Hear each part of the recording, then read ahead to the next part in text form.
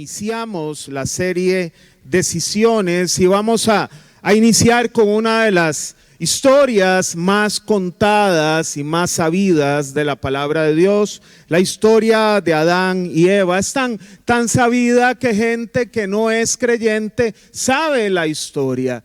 Usted podrá escuchar compañeros de trabajo que pasa una muchacha muy bonita y dice: uy, qué ganas de comer del fruto prohibido. ¿Saben la historia? O chiquillas que ven un hombre muy guapo, ¿verdad? Uy, qué ganas de comer el fruto prohibido.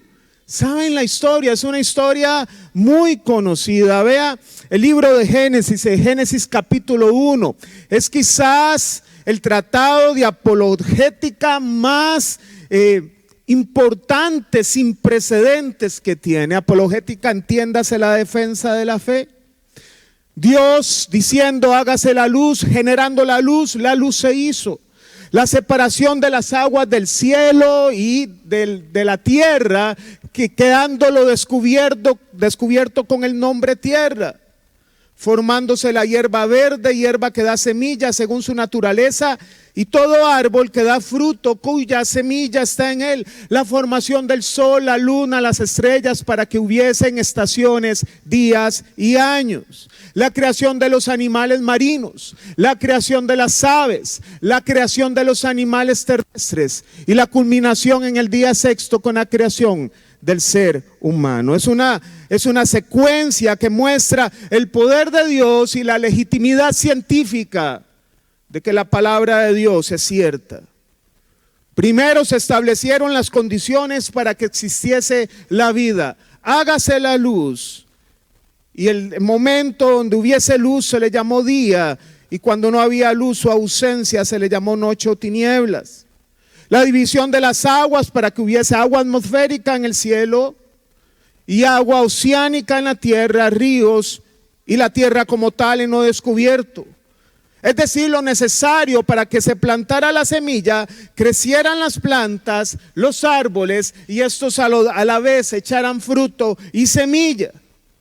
¿Te has preguntado cómo es posible que una semilla pueda producir un árbol, una planta? Bueno, la ciencia puede enseñar las condiciones que se necesitan para que una semilla germine, le dan nombre al proceso germinación, pero nadie puede explicar cómo algo tan pequeño se transforma en algo tan grande. Solo el poder de Dios. Y usted se puede preguntar cómo es posible que en el día 1 Dios dijo: hágase la luz, pero hasta el día 4 Dios hizo el sol, las lunas y las estrellas. ¿Cómo es posible que hubiese luz si no había sol? Sencillo, porque Dios no necesita del sol ni de la luna para que haya luz. De hecho, le tengo una noticia: cuando nosotros estemos en el cielo con el Señor, ya no habrá sol. ¿Se lo leo? Apocalipsis 22, 3 y 5. Ya no habrá maldición, el trono de Dios y del Cordero estará en la ciudad, sus siervos lo adorarán, lo verán cara a cara y llevarán su nombre en la frente. Ya no habrá noche, no necesitarán luz de lámpara ni de sol, porque el Señor Dios los alumbrará y reinarán por los siglos de los siglos. Entonces, no necesita el Señor del sol para alumbrar. De hecho, cuando Saulo se convierte en el apóstol Pablo, en ese proceso de conversión, Saulo, un perseguidor de la iglesia, recibió la presencia de Dios más incandescente que el sol. Fue al mediodía y los ojos se le encegaron de la luz que vio. Ese es el poder de Dios. Así que entonces tenemos la secuencia perfecta para que estuviesen las condiciones para que haya vida y fuera sostenible. No podrían haber animales marinos si primero no estaban los océanos. No podrían haber aves y animales si primero no habían plantas. Y las plantas no podían estar sin la luz necesaria para que hagan la fotosíntesis. La tierra para alimentarse y el ciclo hidrológico, porque usted sabe también que el ciclo hidrológico no es un hallazgo del método científico, ya la Biblia lo decía. Isaías 55, 10 y 11. Profeta Isaías siglos antes de que Jesús viniera por primera vez en la tierra. Así como la lluvia y la nieve descienden del cielo y no vuelven allá sin regar antes la tierra y hacerla fecundar y germinar para que dé semilla al que siembra y pan al que come, así es también la palabra que sale de mi boca, no volverá a mí vacía, sino que hará lo que yo deseo y cumplirá con mis propósitos. Aquí cuando el profeta dice, así como la lluvia y la nieve descienden y no vuelven allá antes de regar la tierra, vemos inmersos los procesos del ciclo hidrológico: precipitación, infiltración, evaporación y condensación. No hay método científico. Ya la Biblia lo decía.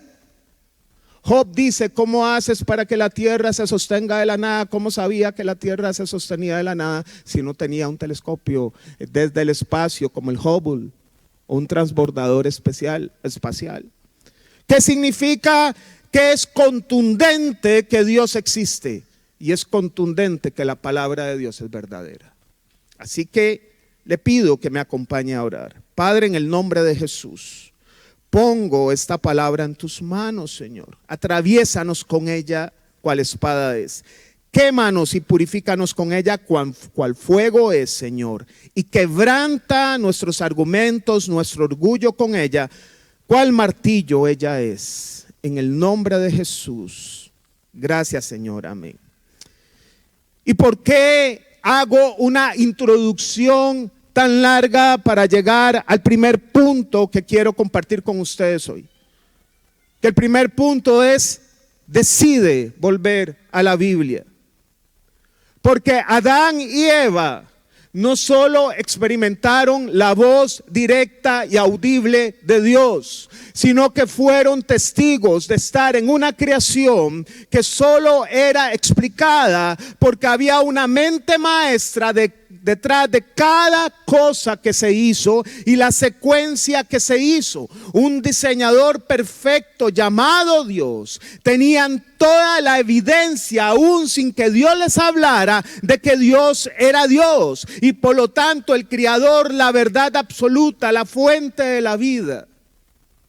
Hoy en día, más bien con la ciencia, usted sabe que Dios existe, porque la ciencia, en lugar de demostrar que Dios no existe como quisiesen los ateos, más bien la afirmación es abrumadora, la evidencia de que Dios existe. Se descubre que la gravedad es 9.8 metros por segundo al cuadrado. La casualidad no pudo poner eso, solo un Dios que puso la aceleración correcta para que usted y yo no volemos ni nos aplastemos. Pensar otra cosa es, perdona la expresión, torpe. Solo hay una mente maestra que haga una fuerza molecular para que la materia esté en estado sólido. Los científicos hablan de la tercera ley de la termodinámica y lo que están descubriendo es que los soles y las estrellas se apagan. Sí, se apagan porque tuvieron un inicio y tienen un fin. Solo Dios es eterno. Así que la ciencia más bien lo que hace es ir poniendo más evidencia a la evidencia. Porque la Tierra no es totalmente circular, sino que tiene un ángulo de ovalación. ¿Por qué? Para que la atmósfera sea la correcta, para que las estaciones se den. Solo un Dios hizo eso. Solo un Dios hizo eso. No es casualidad, es causalidad. Adán y Eva sabían que Dios era Dios. Dios les dio todo, absolutamente todo lo que necesitaban y los puso sobre la creación. Génesis 1, 28 al 30. Y Dios los bendijo con estas palabras. Usted puede decir, Dios me bendijo, porque usted no nació maldecido, usted nació bendecido. Pero la palabra dice, Dios me bendijo con estas palabras. Ahora sí, estás en mi bendición cuando hagas lo que yo digo. Ahora estábamos cantando en los brazos de papá y decía la canción, en el altar te conocí, en el altar me quedo. En el altar me quedo, en su presencia está la bendición de Dios. El problema es cuando no nos quedamos en el altar. Sean fructíferos y multiplíquense, llenen la tierra y sométanla, dominen a los peces del mar y a las aves del cielo y a todos los animales que se arrastran por el suelo. También dijo: yo les doy de la tierra todas las plantas que producen semilla y todos los árboles que dan fruto con semilla, todo esto les servirá de alimento. Y les doy hierba verde como alimento a todas las fieras de la tierra y a todos los aves, las aves del cielo y a todos los seres vivientes que se arrastran por la tierra. Y así sucedió. Vivían en un mundo ideal, en un ecosistema ideal. No habían depredadores, no comían carne. ¿Qué comían las fieras? Hierba. Y eso se va a cumplir en el reino milenial. Dice Isaías que llegará un momento de nuevo donde la tierra será renovada y el áspid o la serpiente jugará con el niño y el león comerá paja y pastará junto al cordero. Eso era el Edén. Un tiburón no se comía a otro pez, comía algas posiblemente. No habían depredadores. Es un ecosistema sin pecado. Todo lo que Dios hace es justo, es bueno, es correcto. Él no se equivoca. Aun cuando creó al ser humano, aun cuando usted a veces ve a su esposo y dice: ¿en qué momento lo hiciste, Señor? Aun cuando usted ve a su esposa y dice: ¿en qué momento, Padre, se te pasó el barro? Algo pasó. Génesis 1:31 dice: Dios miró todo lo que había hecho y consideró que era muy bueno. Vino la noche y llegó la mañana, ese fue el sexto día. Aunque usted nació y hay padres que abandonaron a sus hijos, Dios dijo en el cielo: me jalé una flor en el ojal con esto que hice. Porque Dios sigue viéndonos como una creación buena. Porque todo lo que Dios hace es bueno, correcto y no se equivoca. Y su palabra, por lo tanto, es inerrante, no tiene errores, es verdadera, es fiel, es justa. Y es amor. Echemos un vistazo a la verdad que Dios le da a Adán y Eva. En Génesis 2, 16, 17. Dios el Señor le ordenó al hombre: puedes comer de todos los árboles del jardín. Puedes repetir conmigo: de todos los árboles del jardín. Pero del árbol del conocimiento del bien y del mal no deberás comer. Aquí hay una ecuación, una relación. Todos puedes comer, uno no puedes comer. Era una orden sencilla. El día que de él comas, sin duda morirás. Y le dicta una sentencia si decide comer del único que no puede comer. Esa misma palabra que hizo el universo ahora les arroja una instrucción. Y como salió de Dios, era verdadera, era justa, era correcta y era buena. No requería modificaciones, no debía ser alterada. Adán y Eva adquieren de Dios, además del escenario óptimo para la buena vida, la información correcta para la toma de decisiones. Lastimosamente, en el mundo queremos hacerle algunas adaptaciones a la palabra de Dios para que pueda ser compatible con nuestros deseos y caprichos. Y lo triste, que surgen sectas y aún creyentes en la iglesia que les cambian la interpretación correcta bíblica para poder acallar sus culpas por lo que hacen. Pero la palabra de Dios no evoluciona con el tiempo como una sociedad que cada vez es más deprimente. La palabra de Dios no se tiene que adaptar a las nuevas modas ni ideologías. La palabra de Dios no evoluciona, la tenemos que renovar, es la misma ayer, hoy y por los siglos, porque Jesús es el mismo ayer, hoy y por los siglos. En algún momento alguien creyó que la palabra hay que modernizarla, falso. Cielos y tierra pasarán, mas mi palabra nunca pasarán, porque decir que yo tengo que modificar algo y adaptarlo a hoy es decir que Dios se equivocó cuando la escribió. La palabra de Dios no necesita alteraciones. ni interpretaciones fuera de lo que está escrito. La Biblia ha sido un libro tan atacado, el más atacado, pero nunca vencido. Su compilación costó la sangre de mártires y también costó la sangre de otros mártires después de escrita por defender lo que ahí está escrito. Ha pasado la prueba del tiempo. En vez de disminuir su público, ahora está disponible para mayores personas, mayor cantidad de personas. Para el 2023 ya la Biblia se había traducido completa en 736 idiomas.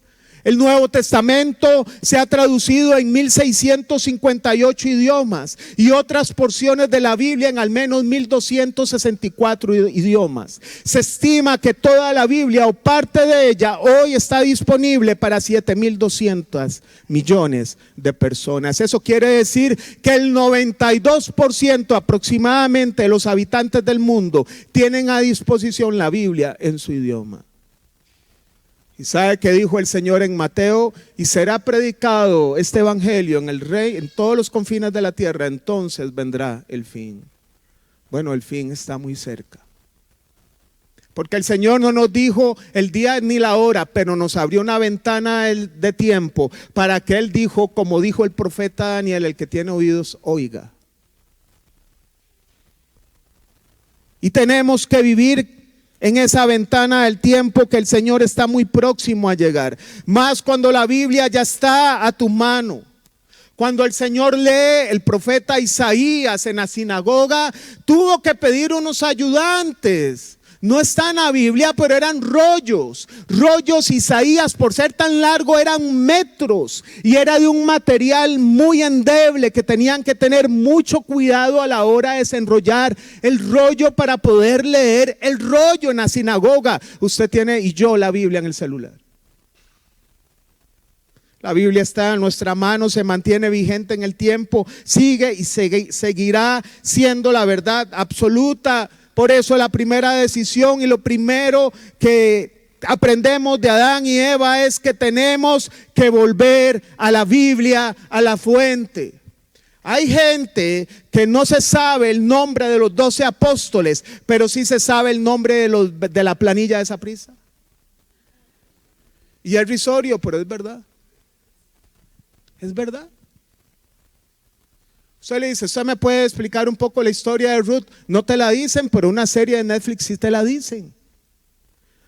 Porque lo que hay en nuestro corazón es lo que nos va a interesar alimentarnos. Y si no sabemos Biblia, no nos interesa la Biblia. Punto. Y tenemos que volver a la fuente. Ni las teorías económicas, ni el comportamiento humano, ni las filosofías, ni las ideologías están sobre la Biblia. Hace poco volví a oír a un creyente en televisión que dijo: gracias a la vida. Qué colerón me da, por Dios. ¿Por qué gracias a la vida? Gracias al Señor Jesucristo. Porque ahora a los cristianos les da vergüenza decir que son cristianos, para no hacerlos aparte, para que no los tengan como cosa rara. Pero usted sí es una cosa rara. Es más, usted es extraterrestre porque usted es ciudadano de los cielos.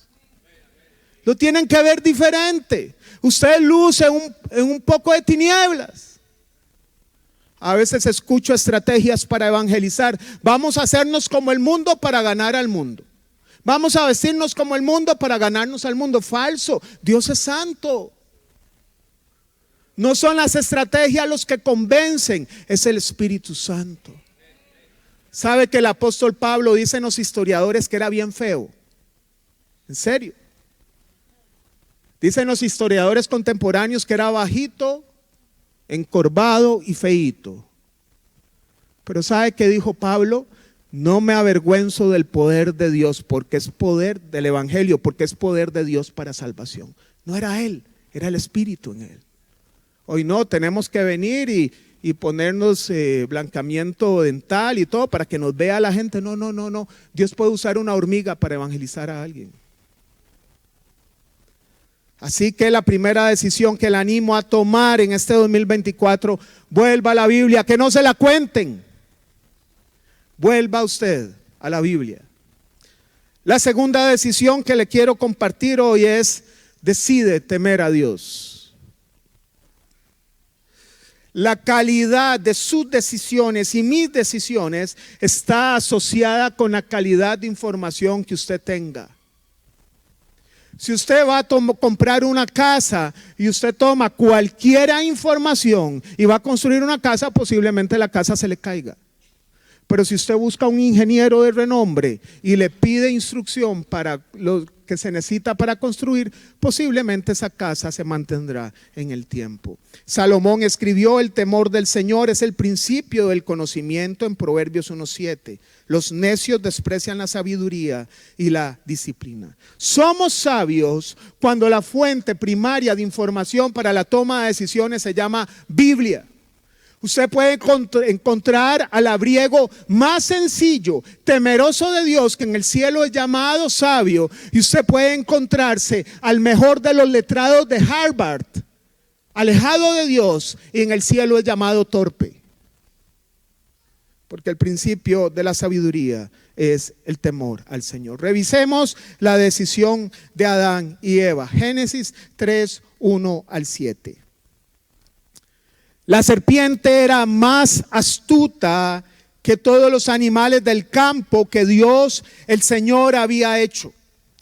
Así que preguntó a la mujer con que Dios les dijo que no comieran de ningún árbol del jardín. Serpiente majetona, ¿verdad? Podemos comer del fruto de todos los árboles, respondió la mujer. Pero en cuanto al fruto del árbol que está en medio del jardín, Dios no ha dicho: no coman de este árbol ni lo toquen, de lo contrario morirán. ¿Se sabía la instrucción, Eva, sí o no? ¿Cuántos creyentes saben la Biblia de memoria? Ahí vamos bien. Es más, se la dijo con tildes y comas, literal, de memoria. Pero la serpiente dijo a la mujer: no es cierto, no van a morir. Dios sabe muy bien que cuando coman de ese árbol se les abrirán los ojos, llegarán a ser como Dios, lo que Él siempre quiere ser, igual que Dios. Le vende esa idea al ser humano. Conocedores del bien y del mal. La mujer vio que el fruto del árbol era bueno para comer y que era atractivo a la vista y era deseable para adquirir sabiduría. Así que tomó de su fruto y comió. Luego dio a su esposo que estaba con ella y él también comió. En ese momento los ojos de ambos fueron abiertos y tomaron conciencia de su desnudez. Por eso, para cubrirse, entretejieron hojas de higuera. En este punto, Adán y Eva ya no se encontraban con una única fuente de información, sino que aparece una segunda fuente de información. Eva se sabía la instrucción de Dios, se la dijo de forma literal a la serpiente. Conocimiento tenía, y Adán también, pero lo que no tenían era temor de Dios. ¿Quién estaba detrás de esta fuente de información? La serpiente. ¿Y quién era la serpiente? Un ser criado que no había creado absolutamente nada.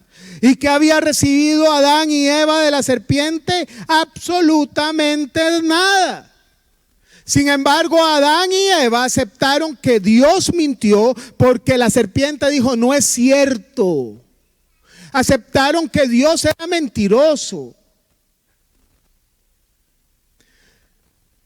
Aceptaron también y no tuvieron temor de Dios que aquel fruto que el Señor dijo que era malo era bueno. No tuvieron temor de Dios porque temer implica creer en nuestro corazón que la palabra de Dios es cierta y que sus juicios son justos y verdaderos y que por lo tanto se cumplen. Lo que Dios dice, gente, se cumple. Lo que Dios dice se cumple. Dios les advirtió que el fruto era veneno para su vida, pero a los ojos de Eva era bueno, era atractivo, deseable para adquirir sabiduría. Eva vio lo malo como bueno. lo que era objeto de rechazo como objeto de deseo, lo que era causa de torpeza y estupidez como sabio. Eso es lo que sucede cuando nos apartamos de la fuente y hacemos caso al maligno. Y Dios sigue hablándonos: no se unan con yugo desigual. Dios sigue hablándonos: estén contentos con lo que tienen, no se endeude. Dios sigue hablándonos: no se deje de congregar. Dios sigue hablándonos: no amen las cosas del mundo. Pero seguimos creyendo que lo prohibido por Dios es bueno, atractivo y mejor fuente de sabiduría. Sabe, hace poco estaba atendiendo una persona, no es de acá, y esta señora tuvo experiencia desastrosa en su matrimonio. Le fueron infieles una y otra vez. Se divorcia, el hombre no tenía forma de cambiar. Quiere rehacer la vida, ella es víctima. El Señor Jesús dijo en Mateo 19 que a no ser por inmoralidad sexual, hay una excepción. Pero se busca el mismo perfil de hombre en la nueva relación. El mismito.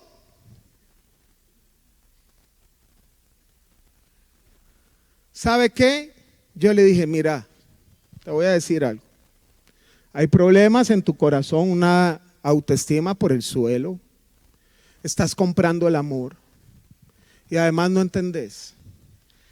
Me dice: no, es que está viniendo a la iglesia. Es que usted no tiene que buscar a alguien que venga a la iglesia. Usted tiene que orarle a Dios por un cristiano consolidado, un creyente que te proteja, con valores, no alguien que esté viniendo. Porque puede estar viniendo solamente por vos, no por Dios.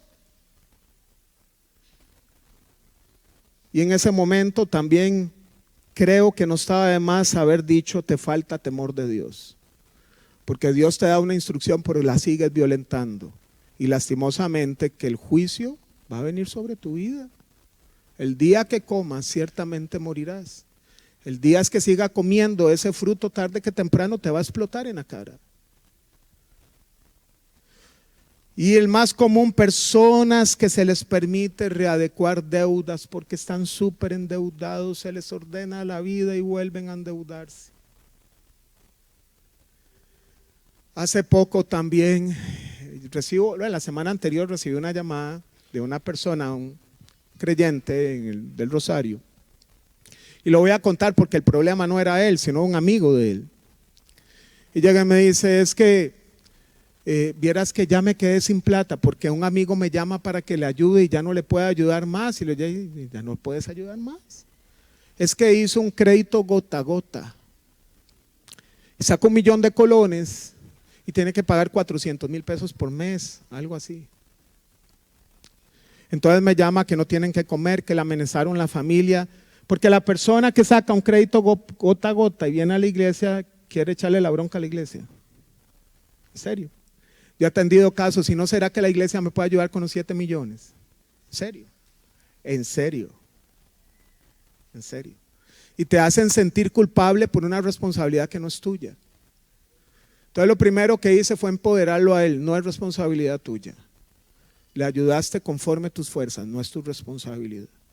Y le dije: las personas que piden un préstamo gota a gota es porque tienen manchado su historial crediticio en el sistema financiero. Si no pagaron a tasas bajas, ¿cómo van a pagar a tasas altas de usura? Y además, el problema es que Dios les habla y a pesar que saben que no lo tienen que hacer, lo hacen. Es que mi papá estaba muy enfermo, pues ahora tenés un problema mayor. Papá enfermo y una familia amenazada.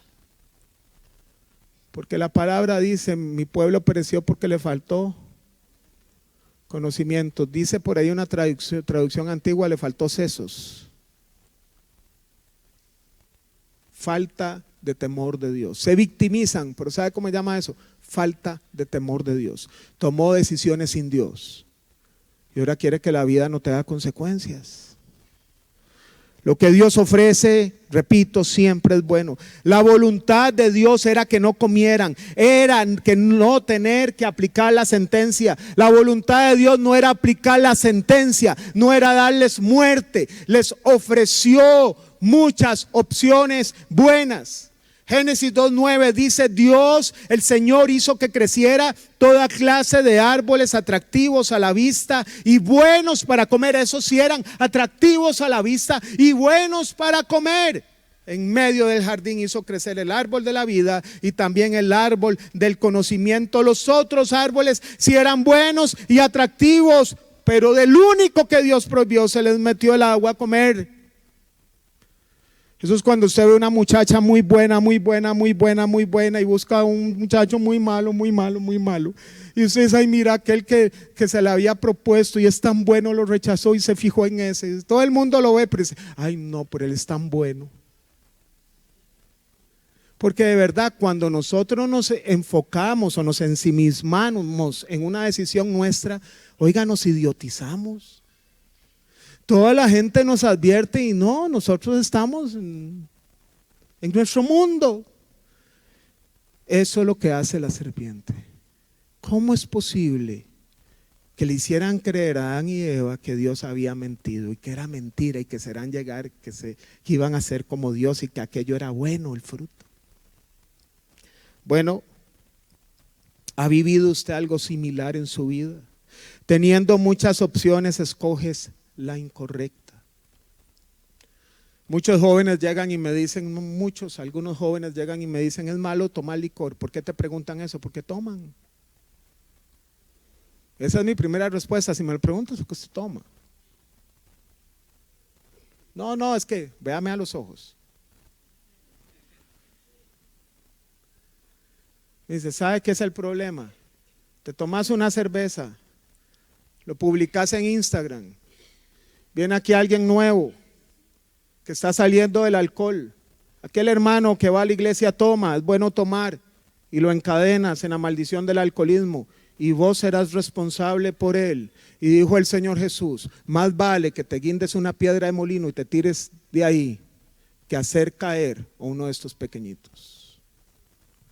Porque queremos interpretar la Biblia a nuestra manera. Como todo el mundo lo hace y los tiempos avanzan, es anticuado hacerlo diferente. La palabra de Dios no cambia.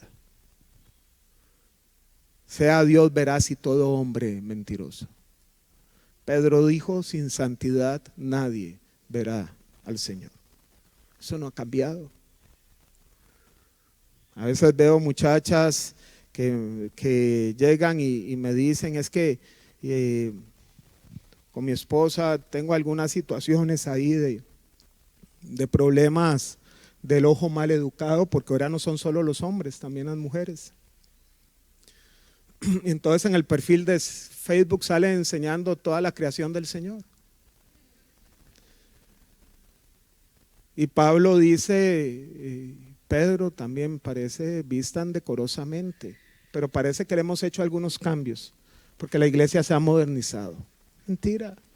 Yo no le estoy diciendo que coja las cortinas y se las ponga a las mujeres.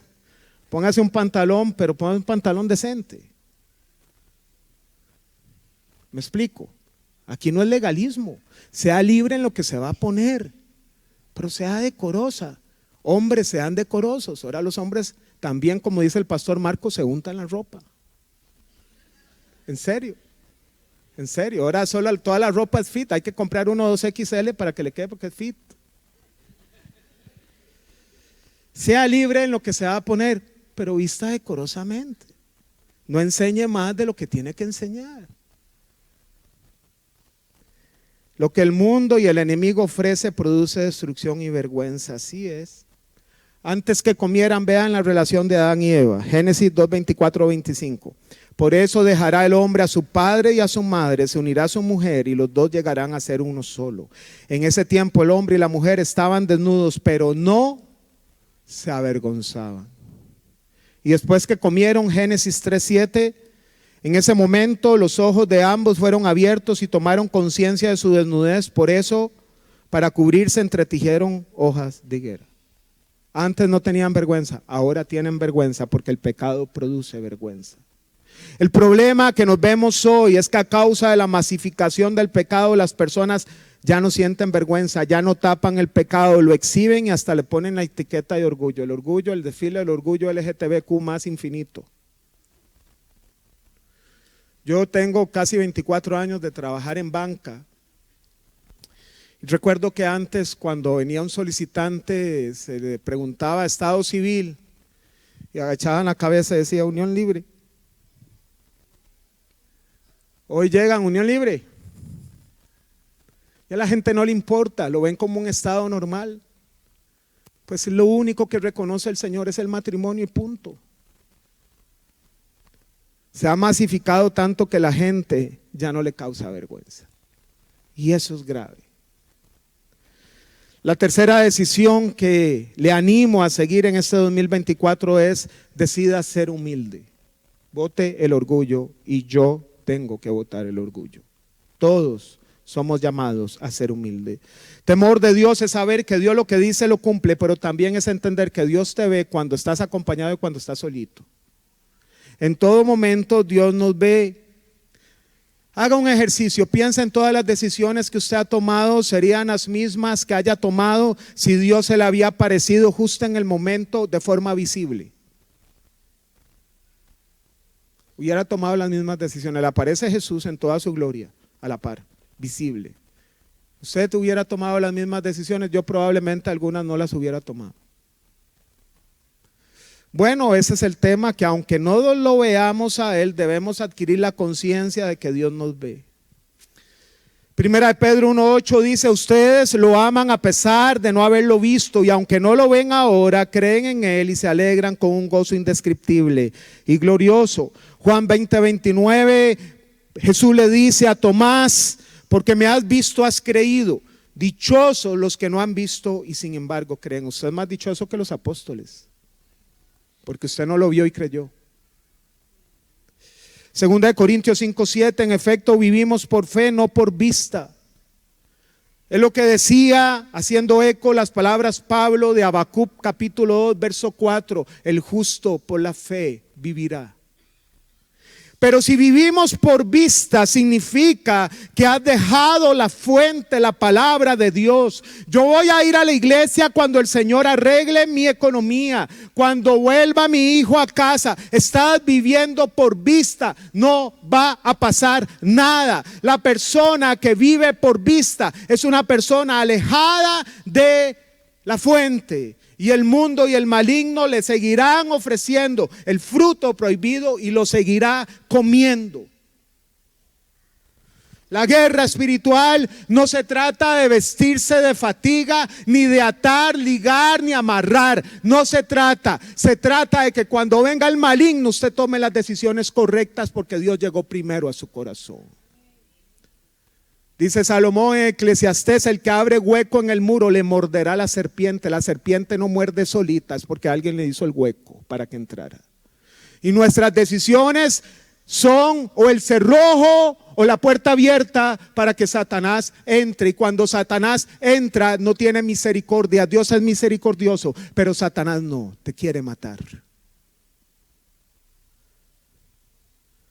Génesis 3:9 al 13, pero Dios el Señor llamó al hombre y dijo: ¿dónde estás?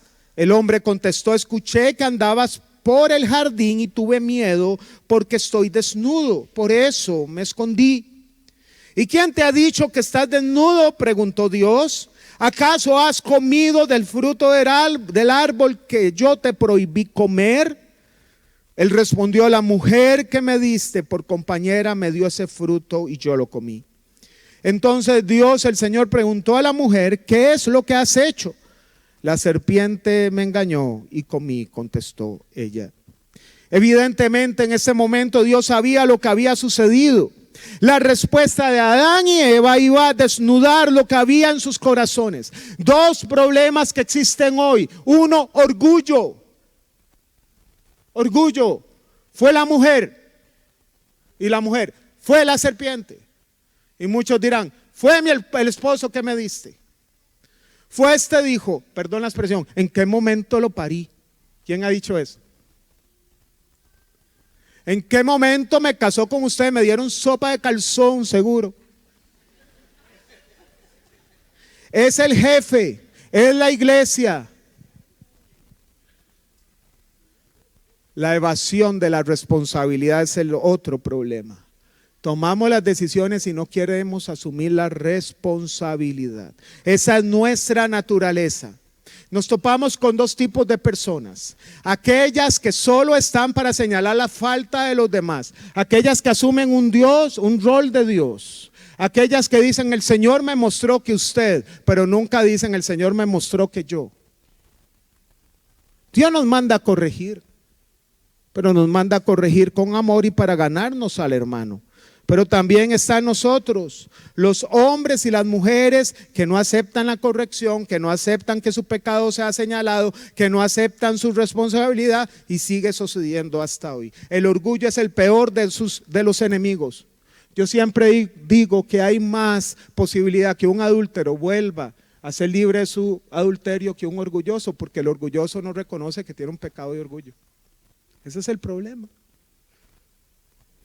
La advertencia de Dios con respecto a lo que le prohibieron comer del fruto es una muestra de amor.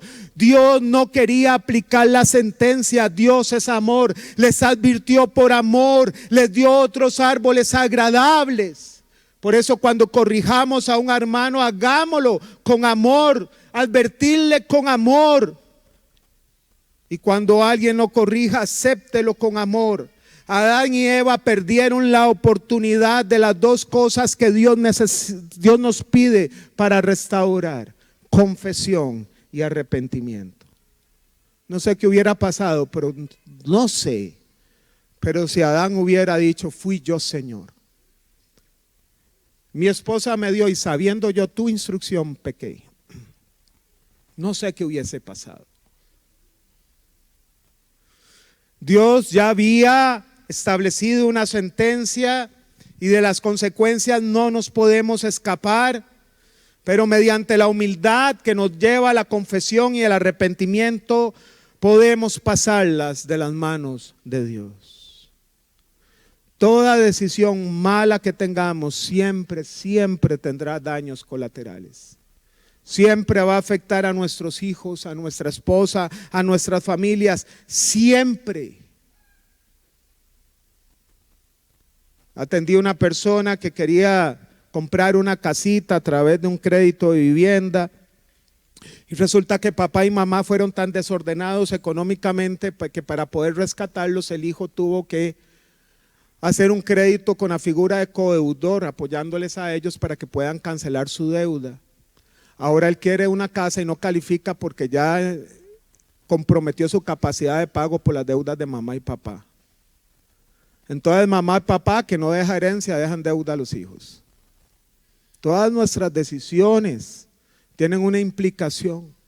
El esposo que marcha de casa para ser feliz con otra, entre comillas, ha destruido el corazón de los hijos, que cuando crezcan no van a querer casarse porque dice el matrimonio no sirve. Daño colateral. Eva, Génesis 3:16, multiplicaré tu sufrimiento en el parto y darás a luz a tus hijos con dolor. Daño colateral, cuando las mujeres no sabemos, un hombre nunca vamos a poder saber qué es eso, pero acuérdese de Eva. Daño colateral. Adán, por cuanto hiciste caso a tu esposa y comiste del árbol de que te prohibí comer, maldito será el suelo por tu culpa. Con sufrimiento comerás de él todos los días de tu vida. La tierra te producirá cardos y espinas y comerás hierbas silvestres. Te ganarás el pan con el sudor de tu frente hasta que vuelvas a la misma tierra de la cual fuiste sacado. Daño colateral, la tierra maldita, el lugar óptimo, maldito por el pecado del hombre. Y la última decisión que me permito decirle en 5 minutos: decide dejarte restaurar. Toma la decisión de dejarte restaurar. Dios aplicó su justa sentencia, pero dentro de la misma sentencia, cuando le habla a la serpiente y le aplica la sentencia también a la serpiente, venía con ello su plan de restauración. Dios no convive con el pecado, es santo. Alguien me preguntó por qué Dios plantó ese árbol en el huerto, echándole la culpa a Dios. Ve, fue la mujer que me diste, fue Dios. Bueno, la Biblia no lo dice, pero yo creo que Dios plantó ese árbol porque no solo quería mostrar su amor y su justicia, también que Él es Salvador, y si nos equivocamos Él nos salva.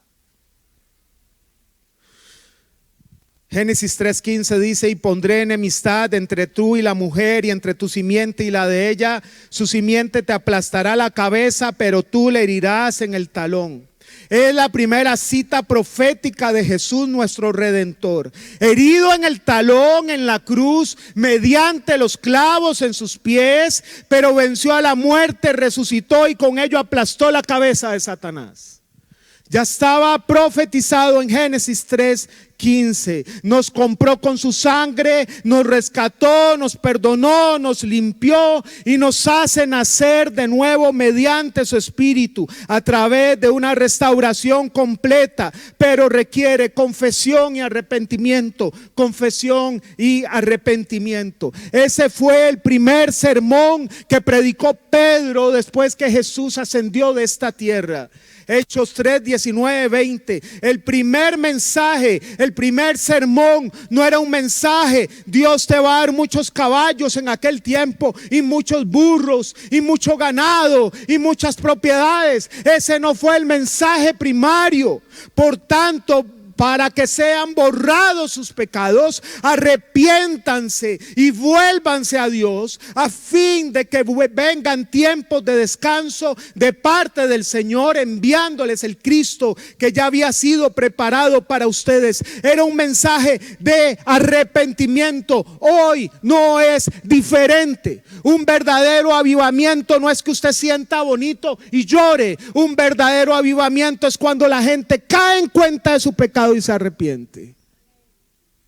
Así que Dios desea restaurar las vidas de todas las secuelas producto de nuestras decisiones, pero es necesario humillarnos, confesar y asumir nuestra responsabilidad. Puede haber personas nuevas en la iglesia y puedan haber personas servidores, o puedan haber en todas las iglesias del mundo líderes, aún pastores que puedan saberse la Biblia, están llenos de orgullo y egocentrismo.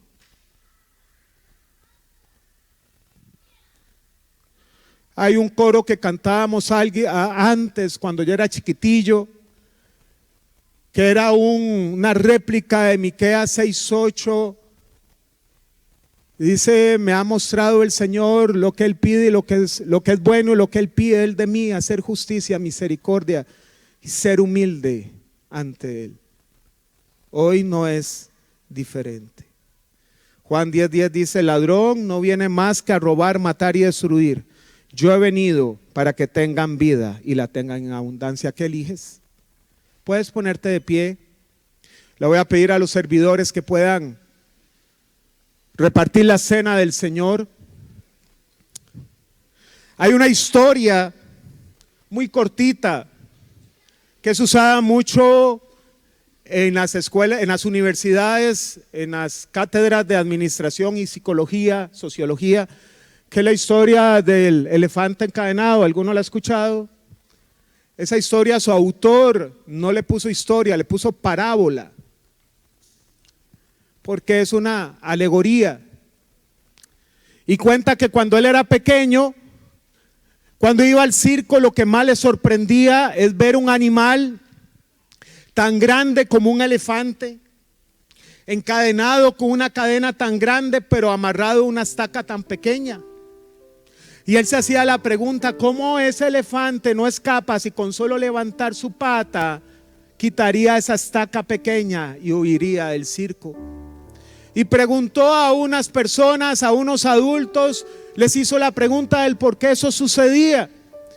Y ellos le dijeron: porque el elefante está amaestrado. Pero él no quedó convencido de esa respuesta.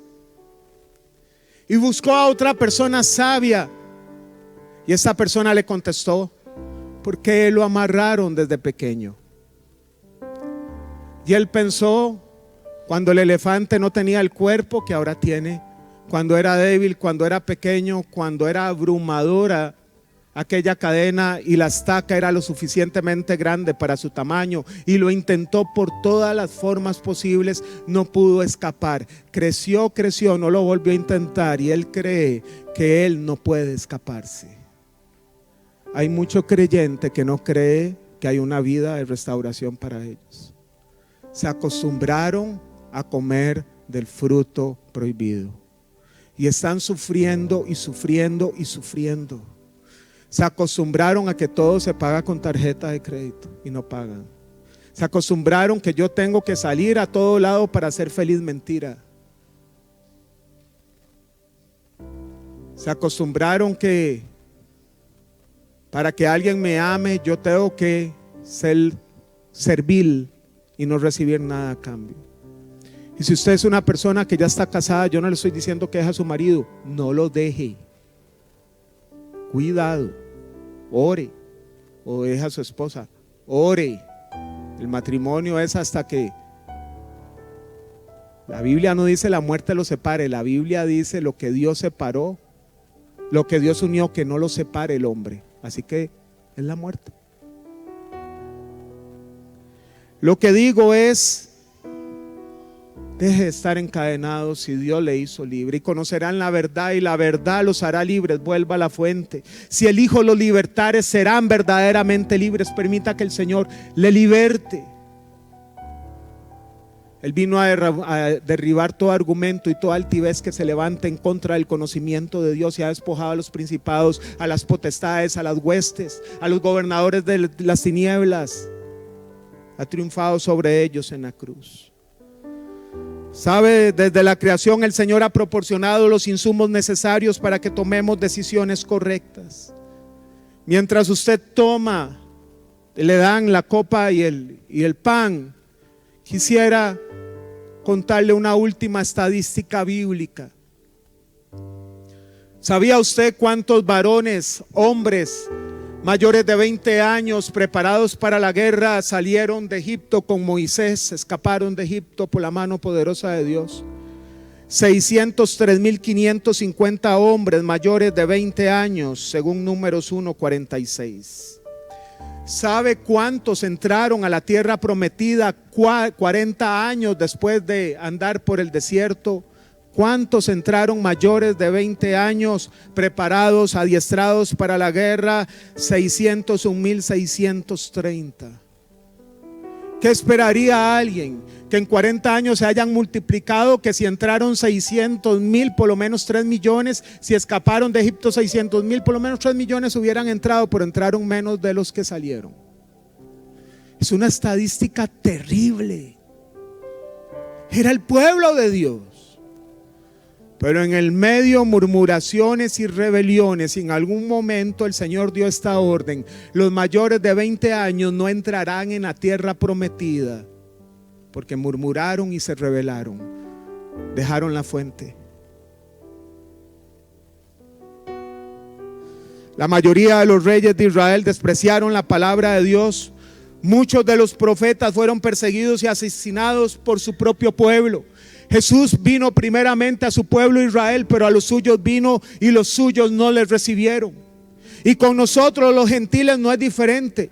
Jesús murió, se nos presentó el evangelio a los extranjeros, a los gentiles. Pero Pablo tiene que llamarle la atención a la iglesia de Corinto, porque dentro de la iglesia tenían inmoralidad sexual, porque se demandaban unos a otros en los tribunales, porque todavía sacrificaban a los ídolos, porque cuando se reunían a comer, los que tenían recursos comían delante de los que no tenían y no les daban. Pablo tiene que escribir a la iglesia de Tesalónica: el que no trabaja, que tampoco coma, porque querían ser unos mantenidos. Pablo tiene que escribir a Galacia, a los Gálatas, para decirles cómo es posible que se hayan apartado del evangelio cuando se dejaron judaizar.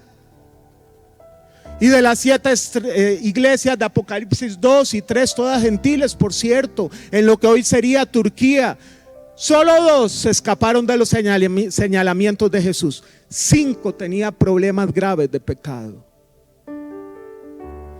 Y le doy una estadística todavía no tan grata. El Señor dijo a su pueblo: estarán 2 hombres en el campo, uno será llevado y el otro dejado, 50-50. El Señor en Mateo 25, la parábola de las vírgenes, habían 10 vírgenes, todos sabían que Jesús iba a venir, todos sabían la Biblia como Adán y Eva. pero solo 5 se marcharon, 50-50. Y el Señor dijo: muchos son los llamados, muchos saben, pero pocos son escogidos, muy pocos aplican el conocimiento. Y una última estadística futura: todos sabemos que el Señor va a venir por nosotros, sonará la trompeta y nosotros seremos levantados. Primera de Tesalonicenses 4:17, ¿quién no cree? Indiferentemente de lo que usted crea, si vamos a pasar la gran tribulación o no, yo tengo mi posición en la iglesia también. Lo cierto es que cuando Jesús venga y ponga sus pies en esta tierra, en su segunda venida, en el Monte de los Olivos, Zacarías 14 dice que se va a partir en dos, que los habitantes de la tierra van a venir a pelear contra él, guiados por el anticristo. El Señor abrirá su boca y los destruirá con la espada que sale de su boca, pero habrán sobrevivientes. Vendrá un periodo de 1000 años en esta tierra donde usted y yo gobernaremos con el Señor, y va a ser poblada por los sobrevivientes que se rebelaron en esa guerra, y será poblada la tierra en ese momento nuevamente. Y en esos 1000 años Satanás será atado y la tierra va a ser como el huerto del Edén.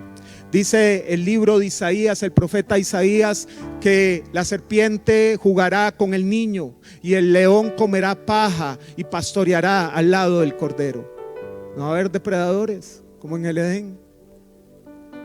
El mundo perfecto, Jesús en la tierra gobernando con su iglesia, una tierra renovada. Después de los 1000 años, al final de los 1000 años, Satanás va a volver, la serpiente va a volver a ser liberada y va a volver a engañar, ya no a Adán y Eva, a todos los habitantes de la tierra, y se rebelarán contra Dios, pero ya no habrá tiempo. Morirán, serán destruidos con granizo del cielo y resucitarán solamente para ser juzgados y lastimosamente ser arrojados al lago de azufre y de fuego, donde estaban el falso profeta, la bestia y el dragón, que es Satanás. La estadística no es halagüeña. Dios tiene el conocimiento futuro de lo que va a pasar, y lo que dice es que muchos van a tener el mensaje y son muchos menos los que se van. Sea usted de los menos. Pablo se reunió con los ancianos de la iglesia de Éfeso en la isla de Mileto. Se iba a despedir porque ya no iba más a Éfeso. Y Pablo les dice una expresión: soy inocente de la sangre de cada uno de ustedes. No vas a poder decir el esposo que me diste. No vas a poder decir el hijo que me diste, la iglesia que me diste. Tienes una responsabilidad de cómo inicias este año. Hazlo bien. Dios no quiere aplicar sentencia. Dios te ama, te advierte, te apercibe. Sea humilde. Satanás te quiere engañar que no puedes salir de eso. Sí se puede, y es lo que vamos a celebrar hoy. La noche que el Señor iba a ser entregado, tomó pan, lo entregó a sus discípulos y dijo: tomen y coman, este es mi cuerpo que entrego por ustedes. El libro de Hebreos dice que el velo fue abierto a través de su carne, de su cuerpo, para que podamos entrar confiadamente al trono de la gracia y hallar ahí el oportuno socorro. Sí se puede. Usted siente que no se puede, es que no, es que ¿quién va a pagar mi deuda? Es que no se puede, es que no se puede. Hemos buscado todo. ¿Quién va a arreglar mi casa? ¿Quién va a arreglar mi matrimonio? Sí se puede. Lo que ha faltado es ir al trono de la gracia. Sí se puede. Sí se puede. Dios prometió renovar, restaurar. Sí se puede. Vuelve a la Biblia. Vuelve. Va a pasar tiempo, sí, hay consecuencias. Pero el salmista dijo: aunque ande en valle de sombra de muerte. Él no dijo que no iba a pasar. Él dijo: aunque ande en valle de sombra de muerte, no temeré, porque tú estarás conmigo. Vuelva a creer. Ya no viva por vista, no es lo que ves. Aférrate al invisible. Padre, en el nombre de Jesús, Señor, entendemos que la cena del Señor no es un momento para decir: no la voy a tomar porque estoy en pecado. No, es un momento para confesar el pecado y pedirte perdón y tomar la cena. Así que Padre, tú que eres grande en misericordia, tardo para la ira y grande en misericordia, te pedimos perdón por nuestras faltas. Te pedimos perdón por aquellas decisiones que aún sus consecuencias nos alcanzan hoy. Nunca tal vez hemos tenido esta conversación, Señor, pero hoy te quiero decir, lo hice mal. Lo hice mal, te ignoré. Me hablaste a través de personas, me hablaste a través de la Biblia, yo cerré mis oídos, es mi responsabilidad. Pero yo acudo a ti porque tú eres misericordioso. Porque si pecamos, tu palabra dice, si alguno ha pecado, abogado tenemos a Cristo. Hoy, Señor, sé que mi pecado es borrado. Y te pido que me ayudes a superar estas consecuencias que tengo, Señor. Que me acompañes.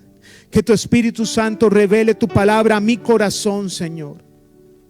Que quebrantes mi orgullo. Usted se lo puede decir al Señor: aplasta mi orgullo, no tenga miedo, quebranta mi orgullo. Quebranta mi orgullo. Tal vez usted ha maltratado a alguien de su casa verbalmente y el orgullo nunca le ha dejado reconocerlo ni ir, mucho menos ir a pedir perdón a la persona. Empiece bien el año con eso. Su palabra dice: perdona nuestras ofensas como también nosotros perdonamos a quienes nos ofenden. Padre, gracias por ese cuerpo molido por nosotros en la cruz. Puede comer el pan.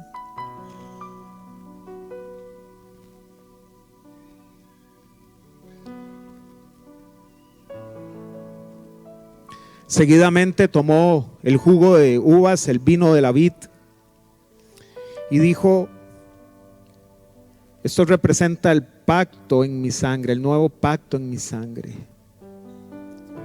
El apóstol Pablo nos dijo que cada vez que participamos del cuerpo y la sangre de Cristo, del pan y la copa, la muerte del Señor anunciamos hasta que Él venga. Recordamos que su muerte nos trajo vida, nos trajo esperanza y que Él volverá por nosotros. ¿Somos dignos de tomarla? Ninguno. Pero eso es gracia. Dios nos regaló la oportunidad de hacerlo.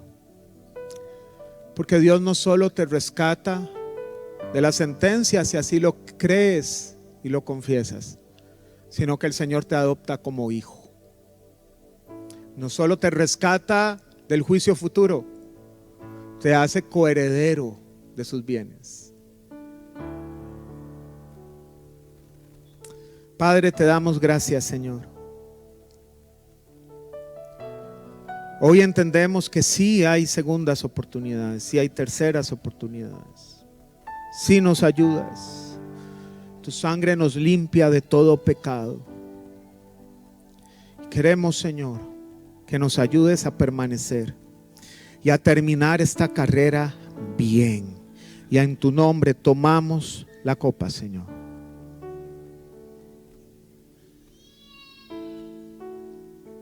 Puede levantar sus manos, por favor. Padre, en este 2024, Señor, no sabemos qué es lo que tú tienes para nosotros, ni podemos aventar un montón de proyecciones que no sabemos, porque solo tú tienes el control de lo que va a pasar. Pero te pedimos que en este año, si no has venido, Señor, que las pruebas que se presenten, Señor, tú nos ayudes a resistirlas y a pasarlas bien, Señor. Que cuando venga el tentador podamos decir no a sus propuestas. Hoy, Señor, te pedimos, Padre, que las bendiciones que vayamos a recibir nos dé sabiduría para administrarlas correctamente y compartir con los demás. Hoy te pedimos, Señor, que seamos lentos para hablar y acelerados para escuchar. Hoy te pedimos, Señor Padre, que nos des dominio propio. Te pedimos que este año sea el año, Señor, en el cual podamos volver a la fuente, podamos restaurar el temor hacia ti, podamos, Señor, ser humildes y podamos dejarnos restaurar por ti, Señor. Hoy te decimos, ya no se haga mi voluntad, sino la tuya.